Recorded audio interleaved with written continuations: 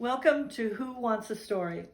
The book that I'm going to read today is called The Big Alfie Out of Doors Storybook by Shirley Hughes. Shirley Hughes is a children's book author and illustrator.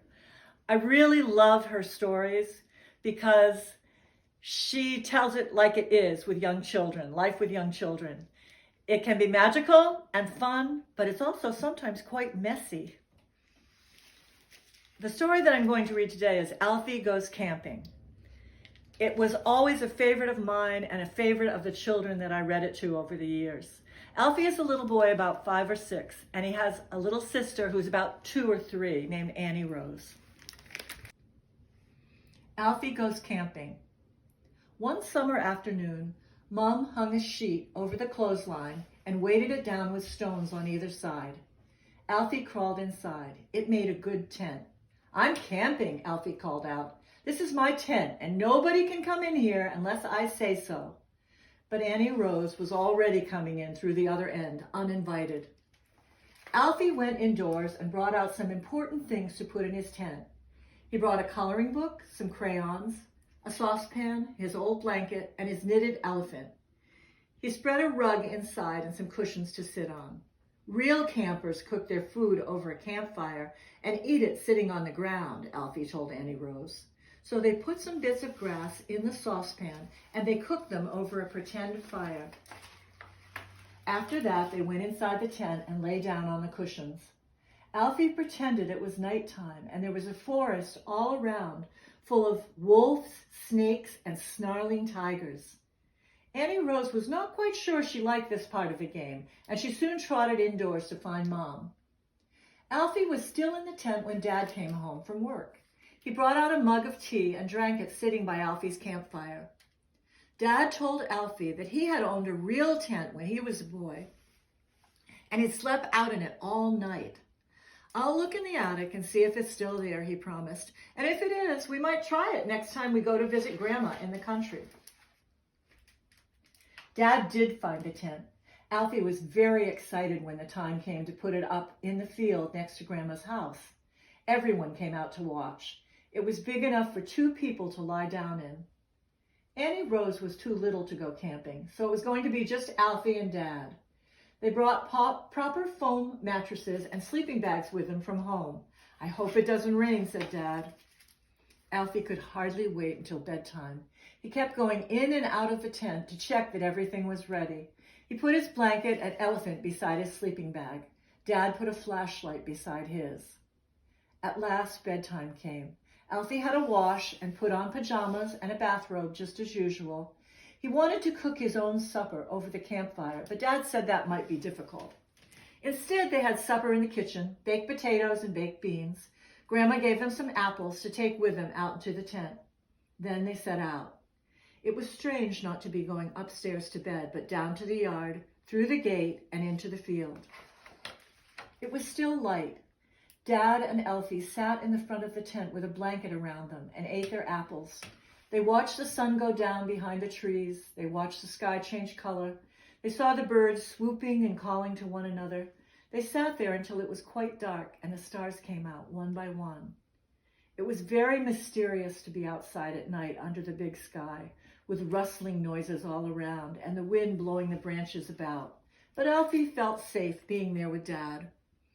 Just before it was time to settle down, Alfie jumped up and scampered off across the field and did a little dance all by himself under the stars.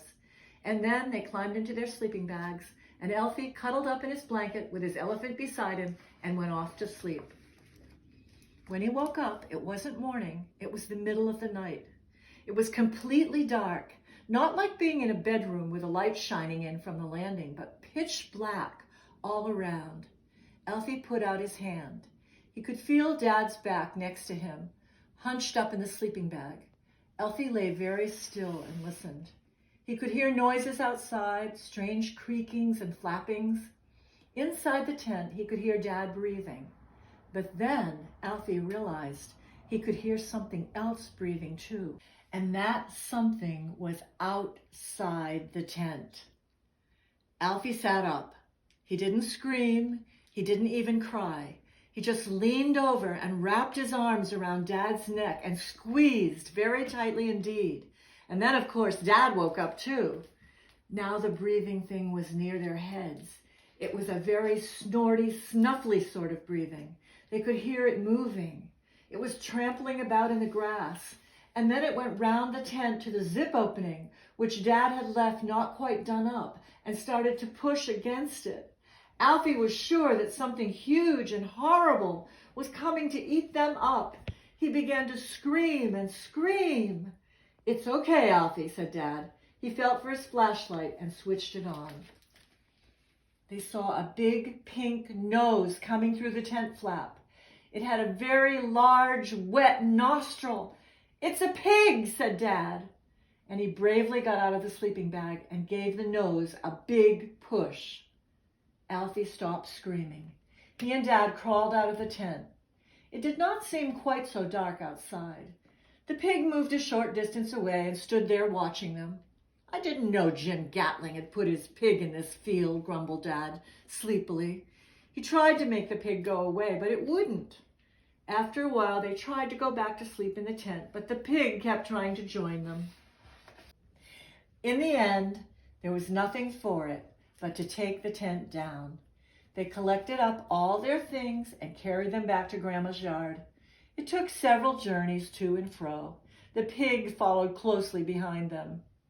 When Dad finally closed the gate on the pig, it stuck its snout through the bars and watched them. Dad told Alfie they couldn't very well wake up everyone in the house at that time of night, so they'd better put up the tent again in the yard.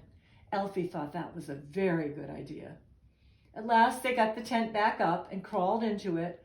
The pig got tired of watching them and wandered off down the field. Alfie and Dad dozed until it was nearly light. When Alfie woke up again, Dad was still fast asleep. Alfie crept quietly out of his sleeping bag and stood in the wet grass in his bare feet. The curtains of Grandma's house were still tightly drawn, but the sun was up and the birds were making a great noise. Alfie felt very special to be the only person awake and out of doors on that sunny morning, and he made up his mind to ask Dad if they could go camping again that very night. I hope that you'll find other books by Shirley Hughes, because there's so many wonderful books that she wrote your children would enjoy. Thanks for listening. I'll see you again. Bye.